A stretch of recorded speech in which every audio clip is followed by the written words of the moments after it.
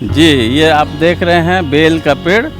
और तो हमारे छत पर शुद्ध बेल पत्र मिल जाया करता है और साथ में बेल का फल भी मिल जाया करता है। ये आप देख रहे हैं, इसका साइज भी काफ़ी बड़ा है। और ये जो तो छोटे से गमले में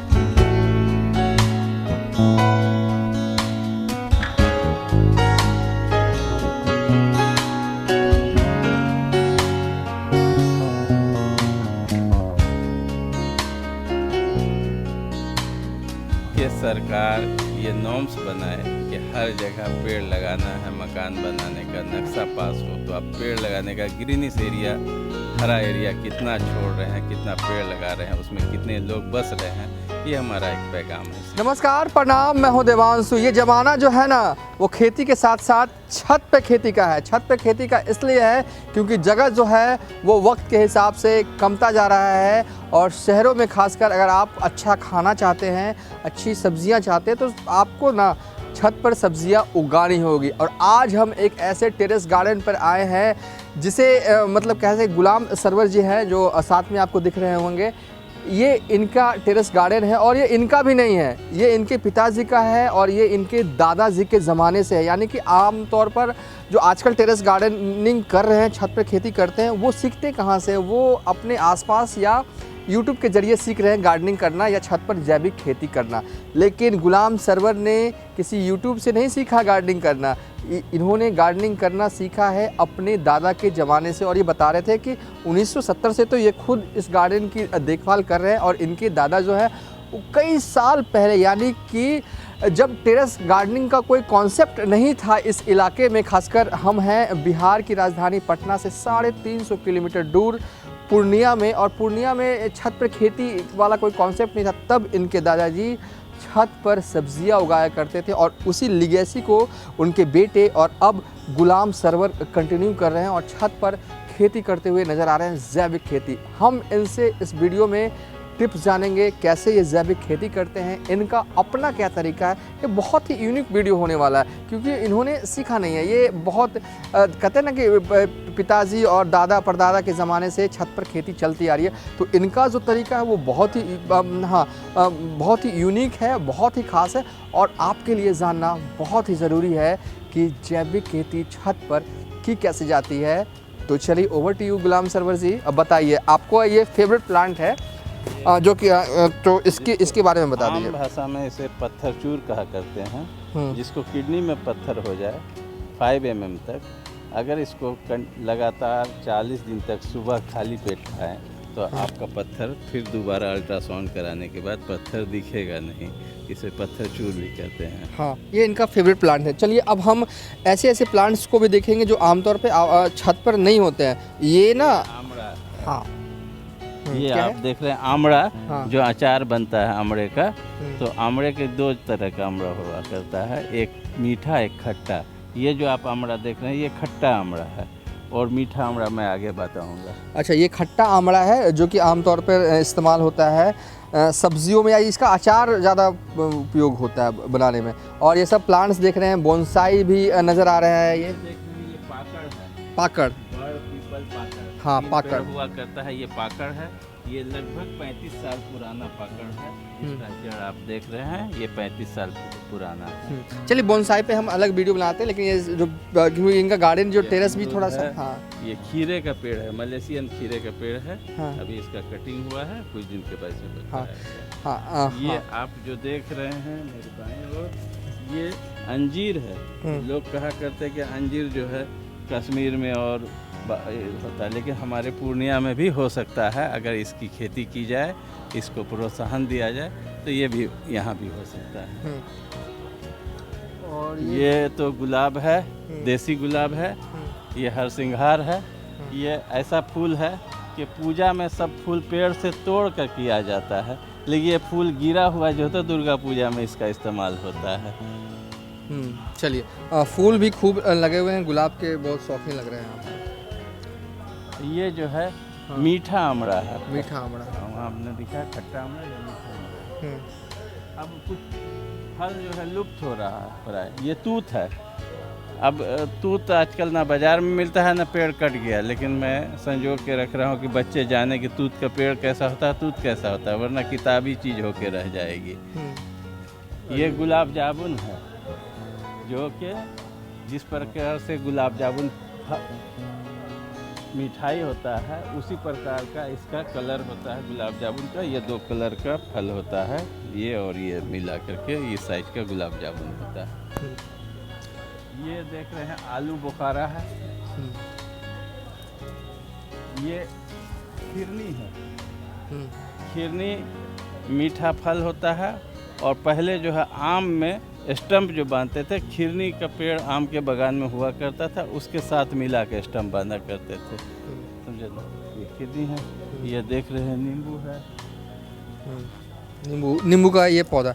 हाँ चलिए इधर से। ये जो है तो कद्दू है, मलेशियन कद्दू है। कद्दू अमूमन लत में होता है, ये पेड़ में है लत। ये मतलब कि कद्दू होता है खाने वाला फल होता है। चलिए इस पे एक अलग वीडियो बना लेंगे हम, क्योंकि ये देखिए इनका टेरेस गार्डन बहुत बड़ा है और एक ही वीडियो में कवर करूँ तो थोड़ा सा मिक्स टाइप का हो जाएगा। ये बोनसाई, ये पीपल है बोनसाई, और इसके जड़ को गौर से देखेंगे तो गणेश जी का आकार इसमें हुआ है, जो कि आप देख रहे हैं। गणेश जी का दर्शन कीजिए इस पीपल के पेड़ में, शनि के नीचे गणेश जी। वाह। और ये आप जो देख रहे हैं इसको स्नेक प्लांट सर्प वृक्ष कहते हैं। आज आप अपने घरों में अगर आप लगाते हैं एयर प्यूरीफाई, तो वो लेड को, घुलंत शीशा को साफ़ नहीं करता है 100%, लेकिन ये पेड़ जो है आपके घुलंत शीशा को भी 100% साफ करता है। ये पीपल का पेड़ है, ये कुछ सालों में ओम की आकृति लेगा, समझे ना। ये मैं इसको बना रहा हूँ, धीरे धीरे ये बढ़ता जाएगा, ये ओम की आकृति लेगा। अब हम सब्जियों वाला गार्डन पहले घूम लेते हैं, बोनसाई पे एक अलग हम कर लेंगे। देखिए अब हम इनके टमाटर वाले गार्डन और नींबू, ये नींबू है ना जी, नींबू है। ये शंकर वैरायटी है। हाँ। नींबू का कागजी में। ये टमाटर है, आप देख रहे हैं। हर दिन जो है 1 किलो 2 किलो टमाटर टूट जाता है, महीनों टूटेगा। अभी अप्रैल तक चलेगा ये टमाटर। और ये बैगन है, ये बैगन के भी बैगन है, अब समाप्ति पे है। बैगन यहाँ आपका फला हुआ नजर आ रहा है। ये बैगन देख रहे हैं आप, हरा बैगन है, बगैर किसी केमिकल के जैविक खेती हमारा होता है। और चीकू जी, देखिए छत पर चीकू देख लीजिए। हाँ। ये चीकू है, ये बिहार का चीकू है। मैं आगे आपको बंगाल और गुजरात का भी चीकू दिखाऊंगा। दिखाइए जी। ये गुजराती चीकू है, ये गुजरात का चीकू है। इसका पत्ता जो है आर्मी कलर के ड्रेस के जैसा आपको दिख रहा होगा। ये गुजरात का चीकू है। ये चीकू आप देख रहे हैं, ये गुजराती चीकू है। तो बिहार का था, ये बंगाल का चीकू है। ये आप जो देख रहे हैं ये बंगाल का चीकू है, सपाटू। तो इतना सब कुछ कैसे कर लेते हैं? फल भी हैं, सब्जियां भी हैं, बोनसाई भी हैं, टमाटर भी दिख रहे हैं। किसी भी काम को करने के लिए एक जुनून होना चाहिए। हाँ। वो हमें हमारे पूर्वजों से मिला है। हाँ। वही है जिसको मैं संजो के रख रहा हूँ। हाँ। अपने दादाजी, अपने पिताजी के सपने को जीवित रख रहा हूँ। हाँ, दादाजी छत पे ही खेती करते नहीं, उस ज़माने में तो ज़मीन में खेती होती। पिताजी जब ज़मीन छोटा होता गया तो उसके बाद उसको छत पे ले आए।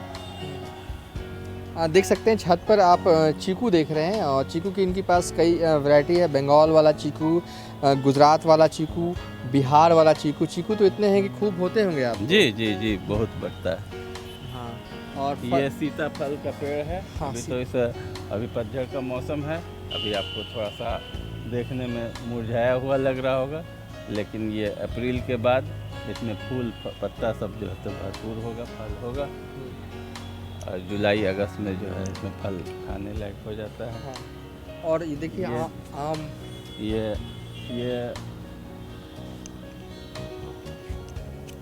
फालसा का पेड़ है। फालसा। हाँ, विटामिन सी प्रचुर मात्रा में पाया जाता है इसमें, फालसा। ये आम है, आम्रपाली, इसमें मंजर भी आ चुका है, आप देख रहे होंगे। ये पुराने पानी की टंकी को कितने सारे पौधे लगाए, डर नहीं लगता है कि छत कहीं गिर ना जाए कभी? वो सब सारा आप देख रहे हो कि ये पिलर टू पिलर बीम के ऊपर है सारा लोड। जहाँ भी है बीम पे है, मध्य में नहीं है। जहाँ भी है बीम पे ऊपर। तो बीम पे रखने से कोई दिक्कत नहीं होती? दिक्कत नहीं है, क्योंकि बीम पर तो लोड पड़ता है मकान का। तो मकान तो ऊपर है नहीं, तो ये लोड उसका कम ही है। तो आप टेरेस गार्डन का व्यू देख रहे हैं बिहार की राजधानी पटना से 350 किलोमीटर दूर साई हमारा पूर्णिया में है बरगद। ये बरगद देख रहे हैं, ये भी 25 साल पुराना बरगद है। तो ये गुलाम सरवर जी का हम टेरेस गार्डन आपको घुमा रहे हैं, और बेसिकली हमने जल्दी में घुमाया क्योंकि इनका टेरेस गार्डन जो है वो बहुत बड़ा है। एक और वीडियो हम बनाएंगे जिसमें कि ये हमें बताएंगे कि मिट्टी तैयार की कैसी जाती है। अगर मैं पूछूं कि कैसे आप करते हैं क्या, तो क्या बताएंगे आप? मिट्टी एक्चुअल में जो गोबर होता है और घर का जो कूड़ा करकट होता है, जो लोग जमा करते हैं अपने गाँव में, उसी मिट्टी को हम लाते हैं और उसी मिट्टी को उसको फिर साफ़ करके उसमें से प्लास्टिक का कचरा जो भी है वेस्टेज चीज पड़ा रहता है उसको निकाल के छान करके मिट्टी को फिर हम बोरा में पैक कर करके संजो के रख देते हैं। तो समय अनुसार जब जिसमें मिट्टी की आवश्यकता पड़ती है फिर मैं उससे निकाल के रखता हूँ, उसको मैं प्रिजर्व रखता हूँ। अच्छा, थोड़ा सा रखना पड़ता है वक्त। जी जी जी। और अगर इसमें खाद अगर देने की आवश्यकता हो, खासकर सब्जियों में देखिए कद्दू के भी पौधे जो हैं वो दिख रहे हैं। जी जी, बस इसमें जो है कोई खाद नहीं देना, मिट्टी ही सफिशिएंट है। गोबर 75% और 25% मिट्टी, जो कि आप हमारे इस देख रहे होंगे कि हमारा मिट्टी और गोबर मिला हुआ खाद जो है ये रखा हुआ है। अच्छा, ये तैयार किया हुआ मिट्टी खाद है। मिट्टी और गोबर, ये जिसको आम भाषा में लोग बर्मी कंपोस्ट भी कहते हैं, लेकिन बर्मी कंपोस्ट में बहुत सारा चीज़ मिलाया हुआ होता है। लेकिन ये हमारा जो है घरेलू जो वेस्टेज सब्जी का छिलका होता है, खाना वाना होता है, वो और मिट्टी और गोबर, 3 चीज़ का मिश्रण, उसको सड़ा करके सुखा करके। कितना वक्त लगता है सड़ाने की? अगर लोग समझना चाहें, उनको नहीं आता कुछ, तो कैसे समझेंगे आप? इसको सड़ाने के बाद इसको सुखा देना है। एक्चुअल में जो कीड़ा लगता है, फफूंदी लगता है, वो हम लोग जो तो गीला गोबर या गीला मिट्टी डाल देते हैं पेड़ में या नया गमले में, तो वो नहीं डालना, सूखा डालना है। जब वो सूख जाएगा तो फफूंदी नहीं लगेगा, वरना पीलापन और फफूंदी जो लगना होता है वो उसी कारण से लगता है कि हमारे यहाँ गोबर को खुले में रखते हैं और वो बारिश में भीगता रहता है, तो वो नहीं, आपको उसको ढक के रखना है, छुपा के रखना है कि बारिश से बचा रहे। और देखिए आजकल ना बहुत लोग नीम की खली इस्तेमाल कर रहे हैं, फिर सरसों की खली, ये सब करते हैं कि नहीं? कुछ फूलों में ठंडे के सीजन में हम नीम की खली और तोड़ी की खली, सरसों की खली वो इस्तेमाल करते हैं। जब ठंड के मौसम में उसको गर्मी की आवश्यकता होती है तो वो देते हैं। अच्छा, सब्जियों में जैसे कि आपने टमाटर लगा रखे हैं, कद्दू लगा रखे हैं, तो इन सब चीज़ों में आपने सिर्फ गोबर और मिट्टी वाला? मिट्टी केवल। लेकिन एक बात बताइए कि ये कद्दू का कहाँ गया? कद्दू किस उस साइड था? हाँ, कद्दू स्क्रीन पर हम आपको लेके जाते हैं थोड़ा। हाँ यहाँ ठीक है, कद्दू यहाँ फरा हुआ, तो इसी साइड लेके चलेंगे। थोड़ा सा वीडियो अगर हिल भी रहा है तो कोई बात नहीं।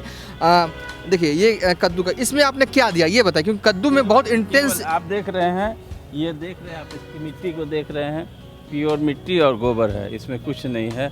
आप सूंघ करके भी देख सकते हैं, इसमें कोई जो है मिश्रण किसी भी प्रकार का कोई रासायनिक इस्तेमाल नहीं होता है। जब हम रासायनिक इस्तेमाल करेंगे तो रासायनिक चीज़ तो बाज़ार में मिल ही रहा है, फिर शुद्धता कहाँ रहेगी? हाँ, तो ये कद्दू अपने आप हो जाएगा, इतना अपने आप हो जाता है। लेकिन मैंने देखा है कि कद्दू एक ऐसा प्लांट है जब छत पे उगाने जाते हो ना, इसमें बहुत मेहनत लगती है और होता भी नहीं। नेनुआ बहुत आसान है, तोरी की सब्जी बहुत आसान है नेनुआ होना, लेकिन कद्दू में मुश्किल आती है उसको। बहुत मुझे ऐसा लगता है कि बहुत पावर की ज़रूरत है, बहुत एनर्जी की ज़रूरत है। इतनी एनर्जी से काम चल जाता है? नहीं, तो प्रत्येक वर्ष जो तो मैं मिट्टी नया चेंज कर देता हूँ, मिट्टी उसको जो है तो हर साल चेंज करना होगा। 75% गोबर और 20% मिट्टी, इतना देने के बाद, और नीम की खली, रेडी खली कोई आवश्यकता नहीं है। जब ये बढ़ गया इसके बाद इन द मिड कोई खाद? बीच में फिर मिट्टी ऊपर देना है, मिट्टी जो है थोड़ी थोड़ी दिनों में देना। नीचे का जब पावर घटने लगता है, ऊपर से मिट्टी दिए तो फिर पानी गया तो उसमें जो है उसको टॉनिक मिट्टी का ही और गोबर के रूप में मिलता रहता है। बहुत ही सिंपल गार्डनिंग है, ज़्यादा झोल नहीं है और ज़्यादा खर्च नहीं है। ये चीकू के लिए क्या करते हैं? चीकू आम फलों के लिए क्या करते हैं आप? आम फलों के लिए भी वही हमारा मिट्टी और गोबर। बहुत लोग बोलते हैं कि ये डालो वो डालो, हम कोई नया प्रयोग नहीं करना चाहते हैं। कोई नया प्रयोग करना नहीं चाहते हैं, जो कर रहे हैं वही आपके लिए सही है। लेकिन देखिए कहा जाता है गोबर में NPK होता है, और भी चीज़ों की रिक्वायरमेंट होती है, मतलब जो हमने सुना है जाना है, कैल्शियम की रिक्वायरमेंट होती है, वो सब चीज़ों के लिए देने के लिए आप क्या करते हैं?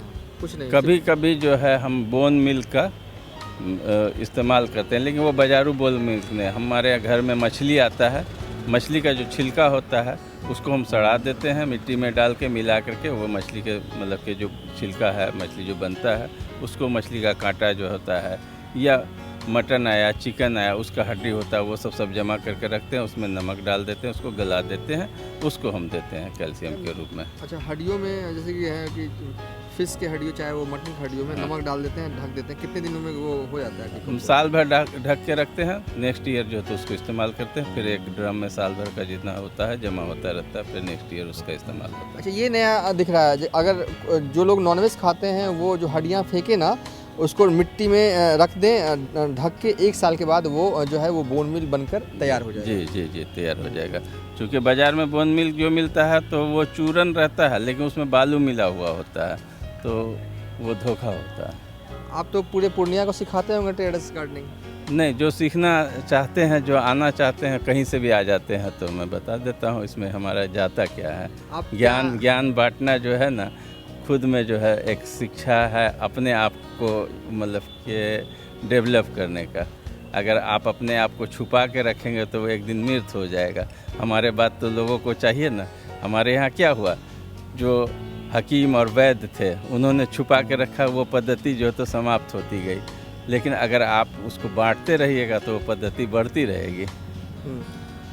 इन्होंने अपने दादा और पिताजी की लेगेसी को बरकरार रखा और गार्डनिंग अभी भी कर रहे हैं, और आने वाली जनरेशन जो है वो भी को आपने सिखा दिया है ना गार्डनिंग करना, वो भी जी हमारे बच्चे भी, हमारे सेकंड सन जो है उनको भी शौक जग चुका है। जग चुका है। गार्डनिंग ये इसलिए नहीं करते हैं कि इन्हें थोड़े बहुत फल खाने को मिल जाएं और सब्जियां, टमाटर और कद्दू, नेनुआ इनको खाने को मिल जाए, ये बस इनका मकसद नहीं है। ये एक गार्डनिंग इसलिए करते हैं क्योंकि भी हमारा लगा हुआ था, अब समाप्त हो चुका, सीजन ब्रोकली का समाप्त हो रहा, ब्रोकली, फूल गोभी लगाता हूँ। गार्डनिंग ये इसलिए भी करते हैं क्योंकि ये एक परंपरा की तरह मानते हैं इसे, और परंपरा जिसे दादाजी ने शुरू की है टेरेस गार्डनिंग की, इनके पिताजी ने निभाया, अब ये निभा रहे हैं पूरी शिद्दत के साथ, और इनके बेटे भी आगे टेरेस गार्डनिंग की जो परंपरा है उसको निभाएंगे। तो टेरेस गार्डनिंग इनके लिए एक परंपरा है, घर की परंपरा है, और इसे हर हाल में निभाई जाएगी। बेशक। देखिए, परंपरा कई तरह के होते हैं और इन्होंने टेरेस गार्डनिंग को ही अपने घर की परंपरा जो है वो बना ली है। देखिए, इस सेक्शन में हम घुसे नहीं थे, यहाँ पे भी बहुत सारे टमाटर लगे हुए हैं। गुलाम सरवर जी, बहुत अच्छा लगा आपसे मिलकर, बहुत शुक्रिया। अगली बार फिर कभी पूर्णिया आना होगा तो हम फिर आएंगे, आप वक्त निकालिएगा आप। नहीं, मैं आपके माध्यम से एक पैगाम देना चाहता हूँ कि ये जो पर्यावरण प्रदूषित हो रहा है, इसका इलाज क्या है। पेड़ कट रही है, रोड बन रहा है, 4 लाइन, 6 लाइन, 8 लाइन, बड़ी बड़ी इमारतें बन रही है, तो सरकार क्यों नहीं ऐसा नियम बनाती है कि एक इमारत बन रहा है, एक हमारे सामने सदर अस्पताल बन रहा है, इतना सीमेंट बालू का बिल्डिंग बन रहा है, लेकिन उसमें हरियाली क्यों नहीं है। उसमें कितने लोग बसेंगे, उस हॉस्पिटल में कितने लोग रहें, उनको शुद्ध ऑक्सीजन की आवश्यकता है, तो उसके लिए कितने पेड़ की आवश्यकता होगी, तो उसके इर्द गिर्द, उसके छत पे कितना पेड़ लगना चाहिए। वरना विदेशों की तरह कुछ देशों में जैसा देखा जाता है वीडियो के माध्यम से कि लोग अपने लिए ऑक्सीजन कंधे पे लेके घूम रहे हैं, और हमने 20 में और 21 में देखा कि क्या हुआ कोरोना काल में। तो शुद्ध वातावरण के लिए ज़रूरी है कि सरकार ये नॉर्म्स बनाए कि हर जगह पेड़ लगाना है। मकान बनाने का नक्शा पास हो तो आप पेड़ लगाने का, ग्रीनिश एरिया, हरा एरिया कितना छोड़ रहे हैं, कितना पेड़ लगा रहे हैं, उसमें कितने लोग बस रहे हैं, ये हमारा एक पैगाम है, सिंपल सा। चलिए, बहुत अच्छा पैगाम आपने दिया कि यानी कि अगर आप नया घर बना रहे हैं तो ये तय कर दीजिए नियम के तहत कि छत पर आपको पौधे है ना 10, 15, 20, 50 लगाने ही होंगे जगह के हिसाब से। फिलहाल इस वीडियो को एंड कर रहे हैं।